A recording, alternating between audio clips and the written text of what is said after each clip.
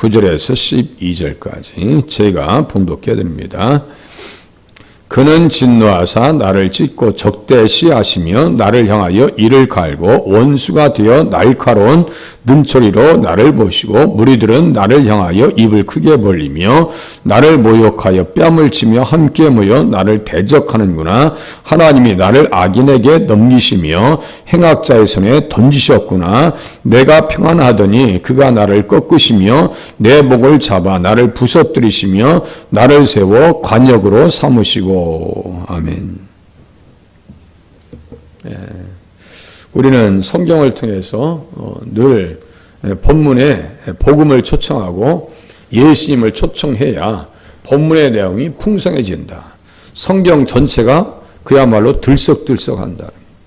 만약에 본문 자체를 이렇게 딱 그냥 잘라놔 버리면요, 여기에서 아무것도 우리의 이성은요, 이 성경에 대해서 할 얘기도 없고 들을 수도 없어요. 다시요. 이것을 예수님 모셔놓고 성경을 보지 아니하면 우리의 이성의 눈으로 지각으로 이 성경을 풀어낼 수 있는 재간이 없어요. 이걸 인정하셔야 돼요. 그러니까 성경에서 항상 누구를 모시라고요? 예수님을 모시고 복음의 관점으로 보는 훈련을 하지 아니하면 안 됩니다. 그것을 성경 연구하는 학자들이나 관주 신학자들이 그렇게 경로를 설정해 놨어요. 경로를. 우리 컴퓨터 하다 보면요, 경로 설정이 있어요. 어떤 제품을 인정하려면요, 이 제품을 인정하기 위해서는 그 방화벽이라고 하는 것을 이거 해제시켜야 됩니다.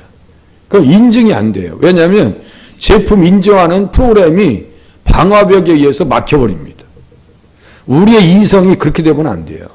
우리의 이성이 성경을 보면서 내 마음대로 해석할 수 있다? 이것은 자유주의 신학자들이나 하는 이야기입니다. 제가 어제 저에게 한참 말씀드렸어요. 자유주의 신학자들은요, 자기 마음대로 성경을 해석하는 거예요. 교회가 말씀의 권위를 잃어버리는 게 바로 그런 부분입니다. 사람의 이성으로 성경을 해석하려고 그래요. 자기 중심으로 성경을 보려고 그래요. 이거 큰 착각입니다. 이 성경에서 나에게 지금 무슨 말씀하시는지를 잘 눈여겨보고 듣고 귀담으셔야 돼요. 그렇지 않으면요, 성경은 우리에게 줄 수 있는 것이 너무나 많은데 우리는 받을 수 있는 능력이 안 돼요.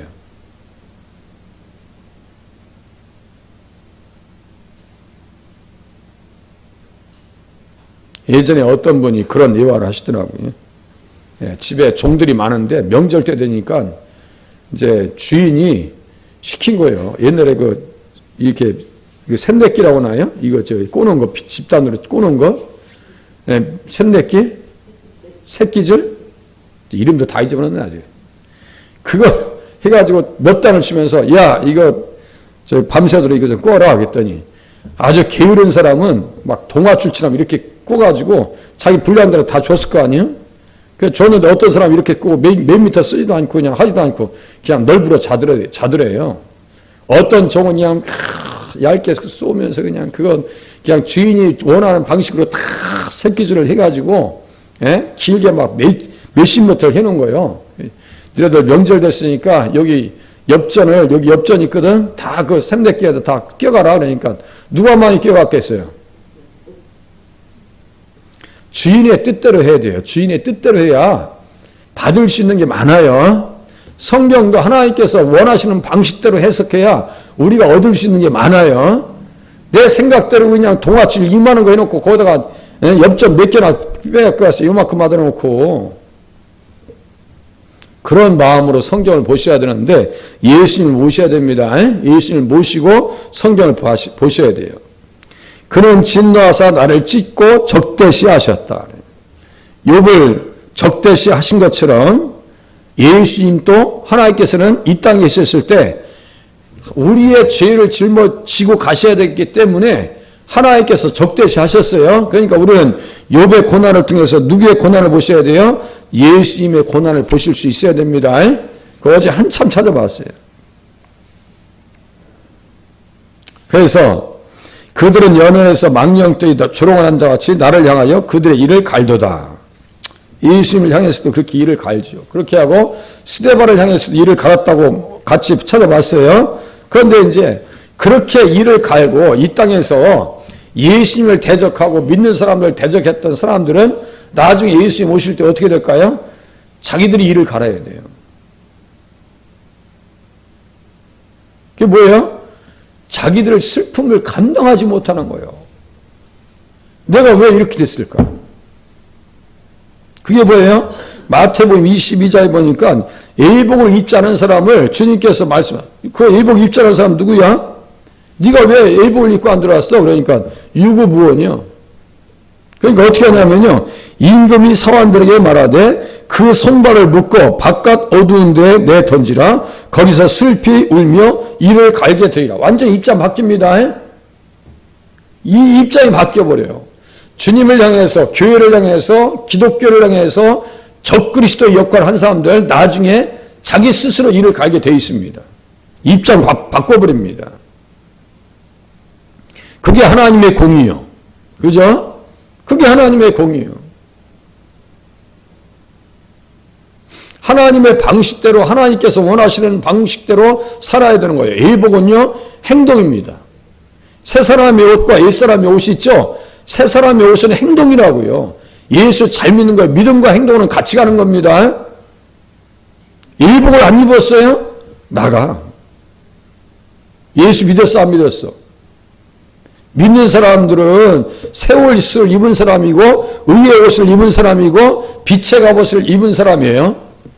그 사람들은 천국 잔치에 들어가는 거예요. 그런데 옷이 없어. 바깥 어두운 데로 내쫓아라. 거기서 슬피 울며 이를 갈게 되리라. 그러면서 주님께서 또 말씀하십니다. 깨어 있으라고. 깨어 있어야 돼. 마지막 때 깨어 있으라고 그래요. 예수 모실 때. 그리고 생각하지 않은 날, 알지 못하는 시각에 그 종의 주인이 이르러 어미 때리고 외식하는 자가 받는 벌에 처하리니 거기서 슬피 울며 이를 갈리라.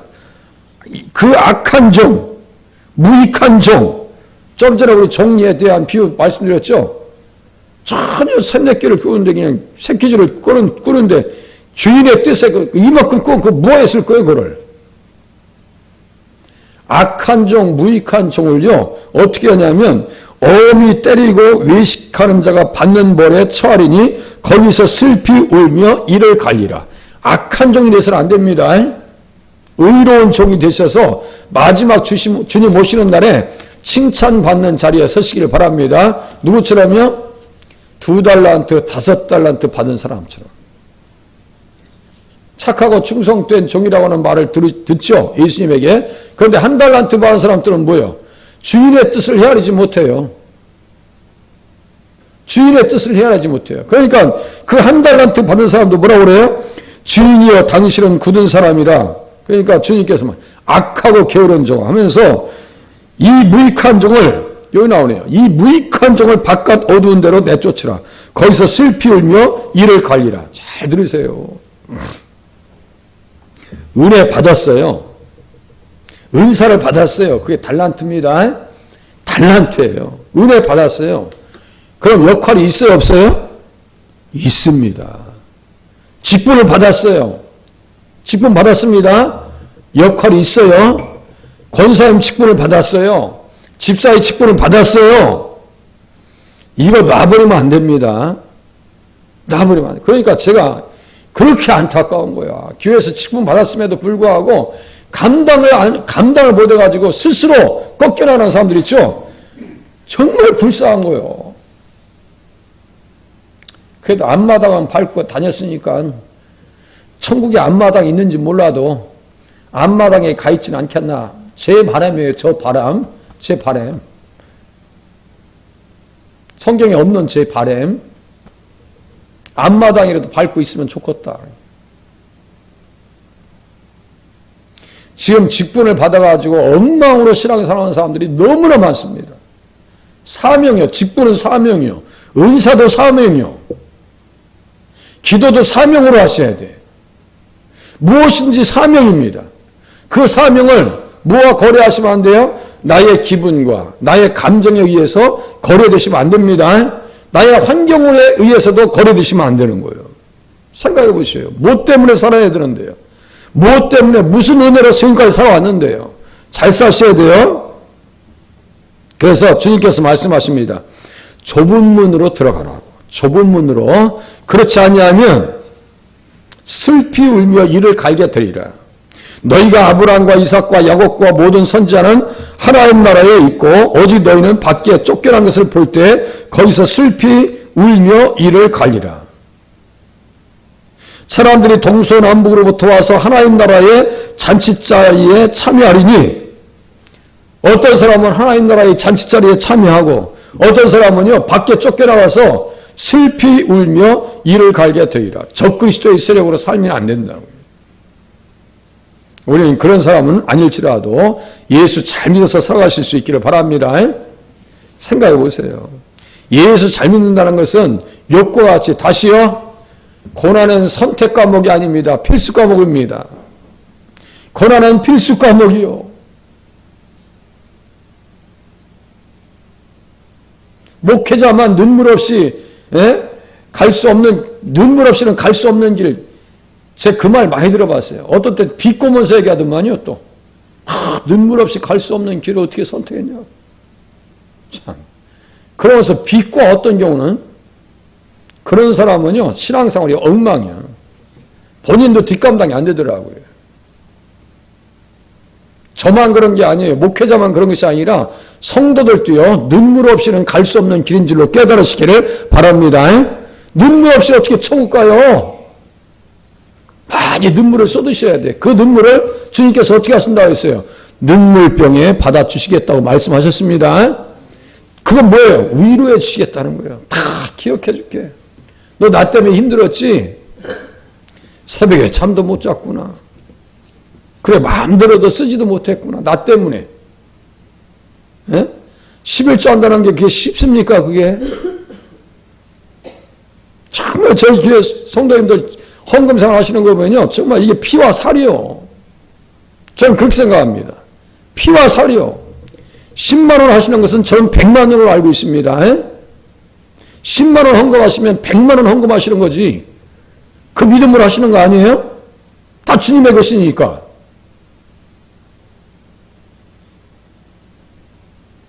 헌신하시면서 눈물 없이 어떻게 하나님 나라 갈 수 있냐고요.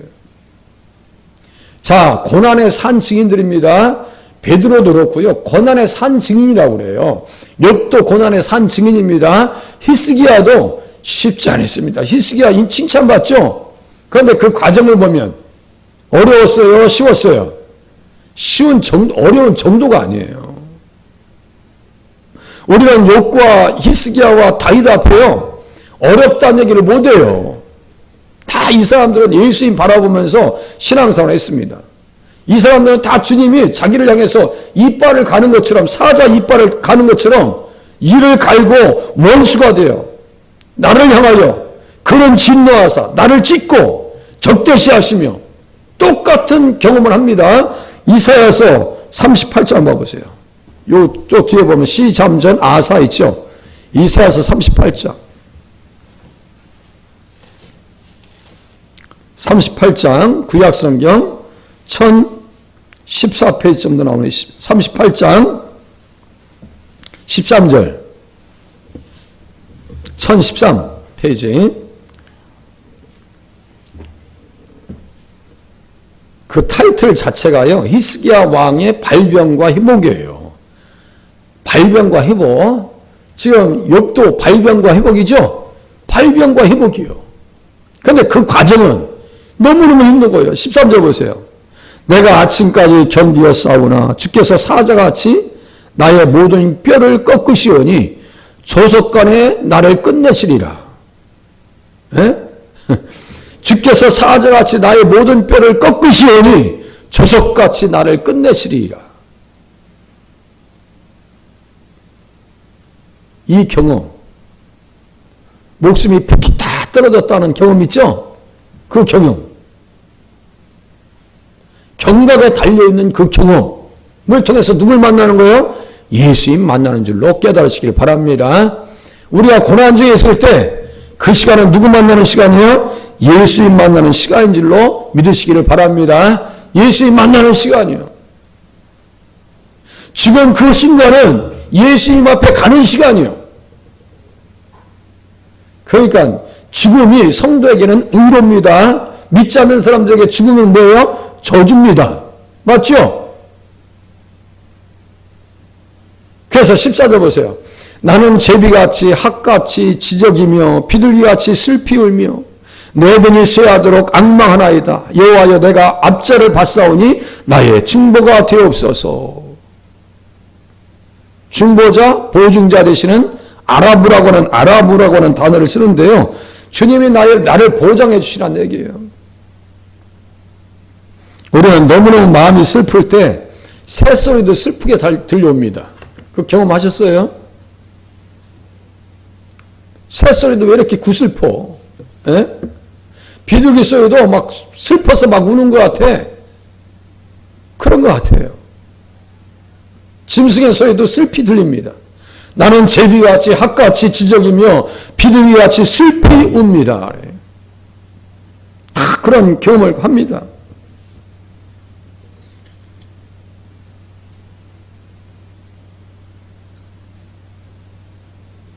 나를 악인에게 넘기시며 행악자의 손에 던지셨구나. 욥의 고백입니다.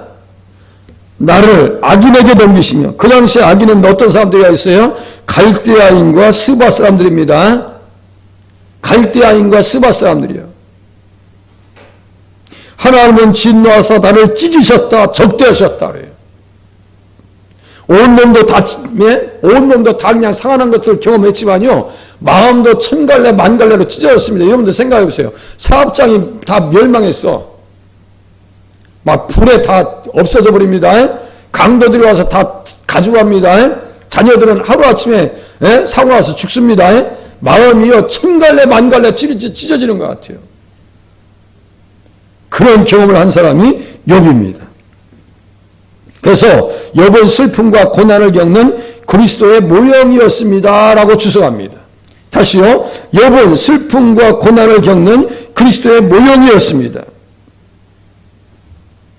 지금 그는 정신적으로 영적으로는 최상의 상태에 있다 할지라도 육신적으로는 부패가 역사하고 그 육신적인 고통 속에서 짓눌려 있는 모습을 통해서 그리스도의 경우와 같이 슬픔과 고난에 더 유사하고 적용되도록 표현되었습니다. 그리스도의 고난과 슬픔에 잘 적용되어지도록 표현되게 만들었습니다. 야, 이렇게 주석하는 사람들 보면요, 정말 존경스러워요. 어떻게 이렇게 욥의 그 신음소리를 통해서 예수님의 신음소리를 들을 수 있냐고요. 다시요. 본문에서 예수님을 모셔야 됩니다. 본문에서 예수님을 모시지 않으면 본문은 풍성해지지 않습니다. 우리의 이성으로 절대로 성경 못 엽니다. 제가 토요일날 성경 공부할 때 얘기했죠. 똑똑한 사람에게 물어봐라. 똑똑한 사람한테 물어봐도 나는 봉해져 있기 때문에 모른다 그랬어요. 글씨 모르는 사람에게 물어봐라. 나는 글을 모르니까 모른다 그래. 글을 아는 사람에게 물어봤더니 이 책은 봉해져 있대요. 다시요. 우리의 이성의 눈으로 성경을 볼 수 있어요, 없어요? 없어요. 착각하지 말라고요. 그럼 서울대학교 나온 사람들이 다 목사 돼야지. 예? 저 같은 사람은 목사하면 안 되는 거예요. 세상의 지식의 수준으로 보면요, 저 같은 사람은 목사의 자격이 없어요. 학벌이 낮으니까. 그런데 그렇지 않습니다. 하나님께서 조명을 해 주셔야 알 수 있습니다. 아니, 존빌 같은 신학자는 11살 때부터 뭐 하셔서 평생 동안 하셨고, 그런 분들이에요. 예수님은 하나님의 사랑의 아들이시요, 사랑스럽고 사랑하는 아들이었음에도 불구하고 그는 그의 백성의 보증이 되셨습니다. 아까 중보자 38장 14절 나의 중보가 되옵소서. 그의 백성의 보증이 되셨습니다. 보증하셨어요. 그들을 대신하여 형벌을 당하셨고 고통을 당하였으므로 공의가 그에게 원한을 품은 것처럼 행하였고 그에 대해서 혐오감이 주어졌습니다. 하나님의 공의가 그에게 원한을 품게 했다. 무슨 말씀인지 아시겠어요? 하나님의 공의가 우리의 모든 죄를 짊어지셨기 때문에 원한을 품는 것처럼 되었다. 이스라엘 백성들은 예수님을 향해서 머리를 흔듭니다. 경멸했다는 겁니다. 조소했다는 이야기입니다. 그래서 그것을 어디에 또 이혼했느냐면요. 시편 89장 보세요. 시편 89장 38절. 너무너무 재미있어요. 이렇게 성경을 보면요. 너무 앞에 조금만 넘겨보세요. 89장 시편 89장 38절 869페이지입니다.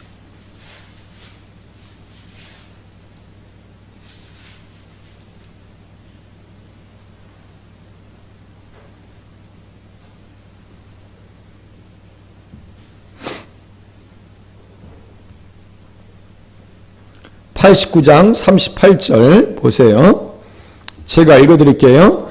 그러나 주께서 주의 기름 부음 받은 자에게 노하사 물리치셔서 버리셨으며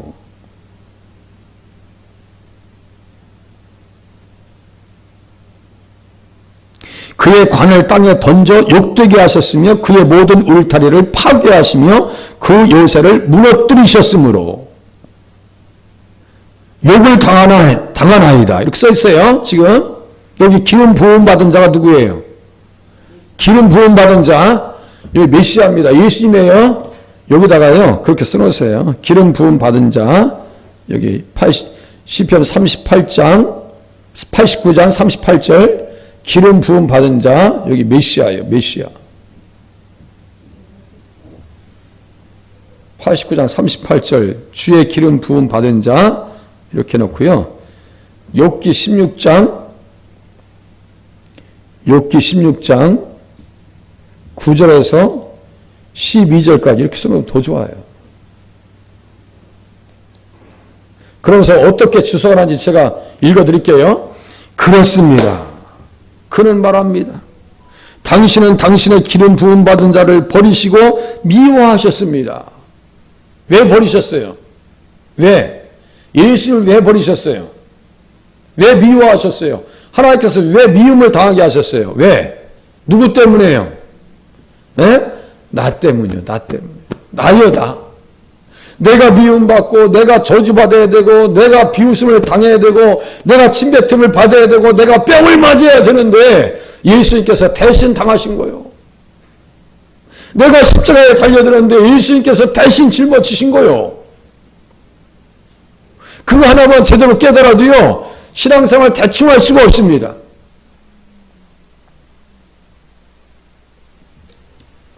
그래서 사도행전 9장에 보면요, 이스라엘 백성들과 예수님을 하나로 봅니다. 사울아, 사울아, 내가 어찌하여 나를 박해하느냐. 잘 해보세요. 사울아, 사울아, 내가 어찌하여 나를 박해하느냐. 사울이 예수님을 박해했어요? 성도들을 박해했어요? 물론 예수님을 대적했지만 누구를 박해했어요? 교회를 잔멸시켰죠? 성도들을 죽였잖아요. 스데반을 죽인 것은 누구를 향한 거예요? 예수님을 박해한 거예요. 그래서 부부 일심동체입니다. 부부 일심동체요. 우리는 예수님과 우리는 일심동체인 줄로 믿으시길 바랍니다. 예수님과 우리는 부부관계 아니요. 그래서 애가서도 똑같이 나옵니다. 이걸 이렇게 보지 않을 때는요, 아니, 관주신학자들이 왜 애가서를 갖다가 거기다 갑자기 또 갖다, 왜 갖다 써놔? 했더니, 아, 그렇구나. 사도행전 9장 4절이 그 답을 주는 거야. 사울아, 사울아, 내가 어찌하여 나를 박해하느냐. 제가 또 볼게요. 나중에 애가서 이스라엘 백성들이, 유다 백성들이 멸망할 때 사람들이 또 이를 갑니다. 그걸 또 에레미야는요, 자기로 봅니다. 참 신기해요. 에레미야는 자기가 고통당하는 것처럼 봐요. 사실상 에레미야는요, 바벨론 사람들이 막 고통을 주지 않습니다. 유다 백성들을 향해서 막 고통을 주지. 그런데 그 현장을 보면서 내가 막 그냥 뭐 모든 것이 다 흘러내렸고 내 뺨이 맞았고 막 내가 감당이 안 되는 거야. 에레미야. 그건 누구요? 동일시하는 거예요. 유다 백성들과 자기를 동일시하고 예수님께서 그렇게 하셨어요. 하나님의 백성들과 자기를 어떻게 하셨어요? 동일시하셨습니다. 동일시하셨어요. 이거요, 다루면 다룰수록 내용이 막 풍성해져요. 막 건들면 건들수록 예수밖에 안 나와요. 그러니까 욥기가 제가 보면서요, 아, 이게 대단한 책이에요. 그냥 일반적인 책이에요. 아니요. 자, 그래서 그렇습니다 하면서 그리고 실제로 그는 하나님의 진노, 정의의 복수, 의로운 율법의 저주를 담당하셨습니다. 다시요.